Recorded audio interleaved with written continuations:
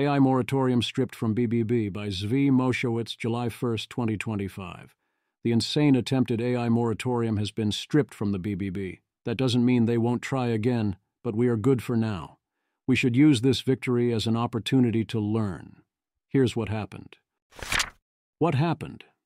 Senator Ted Cruz and others attempted to push hard for a 10-year moratorium on enforcement of all AI-specific regulations at the state and local level, and attempted to ram this into the giant BBB, despite it being obviously not about the budget. This was an extremely aggressive move, which most did not expect to survive the Byrd Amendment, likely as a form of reconnaissance in force for a future attempt. It looked for a while like it might work and get passed outright, with it even surviving the Byrd Amendment, but opposition steadily grew. We'd previously seen a remarkable group notice that this moratorium was rather insane. R Street offered an actually solid analysis of the implications that I discussed in AI number 119. Footnote: the original version of this misunderstood a previous interaction as Elon Musk calling for the provision to be removed. I apologize for this error. In AI number 120, we saw Joe Rogan and Jesse Michaels react to the proposal with what? Marjorie Taylor Greene outright said she would straight vote no on the combined bill if the provision wasn't stripped out, and got retweeted by Elizabeth Warren, and Thomas Massey called it worse than you think. Steve Bannon raised an alarm, and the number of senators opposed rose to 4. In number 122, as the provision was modified to survive the Byrd Amendment. Amazon, Google, Meta, and Microsoft were all backing the moratorium. As the weekend began, various Republican officials kept their eyes on the insane AI moratorium, and resistance intensified, including a letter from 16 Republican governors calling for it to be removed from the bill. Charlie Bullock notes that this kind of attempted moratorium is completely unprecedented. Gabriel Weinberg is the latest to point out that Congress likely won't meaningfully regulate AI, which is what makes it insane to prevent states from doing it. The pressure was mounting despite a lot of other things in the bill fighting for the Senate's attention. Then on Sunday night, Blackburn and Cruz reached an AI pause deal. That's right, Axios, they agreed to an AI pause on state governments doing anything about AI. The good news was it is down from 10 years to 5, making it more plausible that it expires before our fate is sealed. The purported goal of the deal was to allow protecting kids online, and it lets tech companies sue if they claim an obligation overly burdens them. You can guess how that would have gone, even for the intended target, and this still outright bans anything that would help where it counts. Except then Blackburn backed off the deal, saying that while she appreciated Cruz's attempts to find acceptable language, the current language was not acceptable. Senator Blackburn, R. Tennessee. This provision could allow big tech to continue to exploit kids, creators, and conservatives. Until Congress passes federally preemptive legislation like the Kids Online Safety Act and an online privacy framework, we can't block states from making laws that protect their citizens. As always, Blackburn is focusing on the wrong threats and concerns about AI, such as child safety, but she's right on the money about the logic of a moratorium. If you can't do the job, you shouldn't stop others from doing it. I'd also note that there is some sort of strange idea that if a state passes AI regulations that are premature or unwise, then there is nothing Congress could do about this. We'd be stuck, so we need to stop them in advance. But the moratorium would have been retroactive. It prevents enforcement of existing rules. So why couldn't you take that same wait-and-see attitude here, and then preempt if and when state laws actually threaten to cause trouble in practice? Or do so for each given type of AI regulation when you are ready with a preemptive federal bill to do the job? So Blackburn moved to strip the moratorium from the bill. Grace Chong claims that Bannon's war room played a key role in convincing Blackburn to abandon the deal, ensuring we weren't duped by the tech bros. At first, Ted Cruz believed he could still head this off. Diego Arias Munoz. The night is young, Sen Ted Cruz tells me in response to Blackburn walking back on their deal.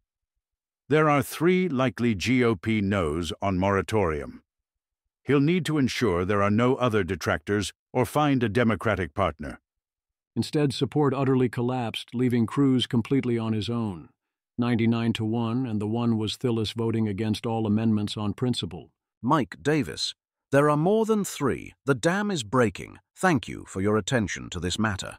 The larger bill, including stripping quite a bit of funding from American energy production despite our obviously large future needs, among many other things that are beyond scope here, did still pass the Senate 51-50. What that all means. The opposition that ultimately killed the bill seems to have had essentially nothing to do with the things I worry most about. It did not appear to be driven by worries about existential or catastrophic risk, and those worries were not expressed aloud almost at all, with the fun exception of Joe Rogan. That does not mean that such concerns weren't operating in the background. I presume they did have a large impact in that way, but it wasn't voiced. All the important opposition came from the Republican side, including some very MAGA sources. Very MAGA sources proved crucial.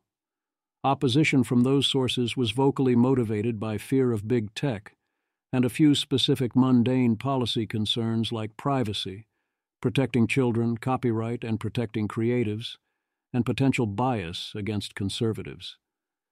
This was a pleasant surprise break from the usual tribalism, where a lot of people seem to think that anything that makes us less safe is therefore a good idea on principle. They would say it as, the doomers are against it, so it must be good, which is secretly an even more perverse filter than that. Consider what those same people oppose in other contexts. Now have a different kind of tribalism, which does not seem like it is going to be better in some ways. But I do think the concerns are coming largely from ultimately good places, even if so far not in sophisticated ways, similar to the way the public has good instincts here. I am happy the moratorium did not pass, but this was a terrible bit of discourse. It does not bode well for the future. No one on any side of this, based on everything I have heard, raised any actual issues of AI long-term governance or offered any plan on what to do.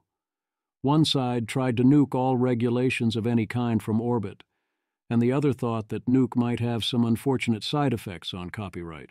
The whole thing got twisted up in knots to fit it into a budget bill. How does this relate to the question of which arguments to make and emphasize about AI going forward?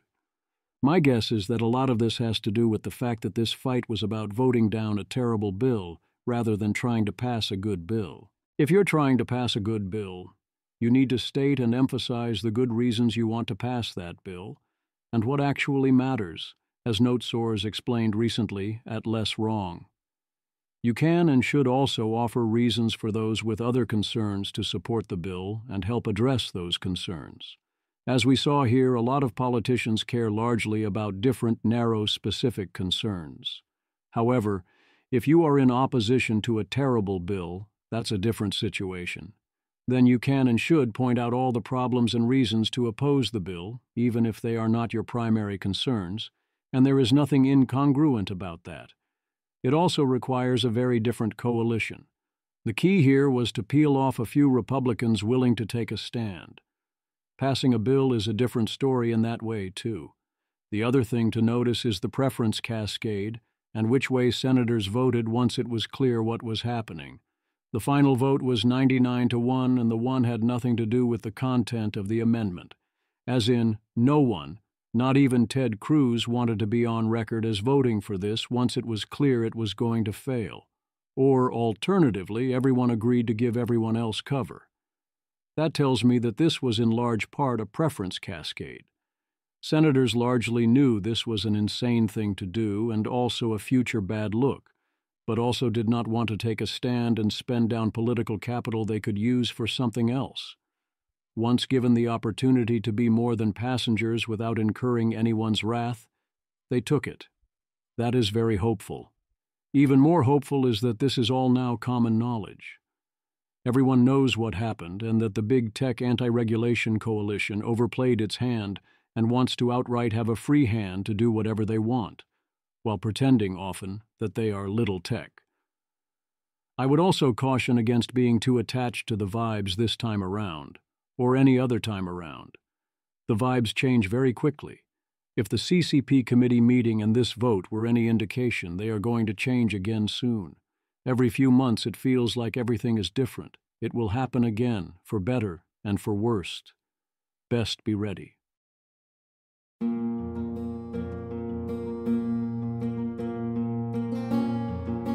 This has been an episode of the Don't Worry About the Vase podcast.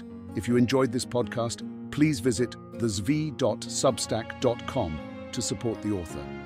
If you enjoy having AI-narrated episodes, please note this is a listener-supported podcast. To receive new posts and support the cost of consider becoming a subscriber at dwatvpodcast.substack.com. Thanks for listening.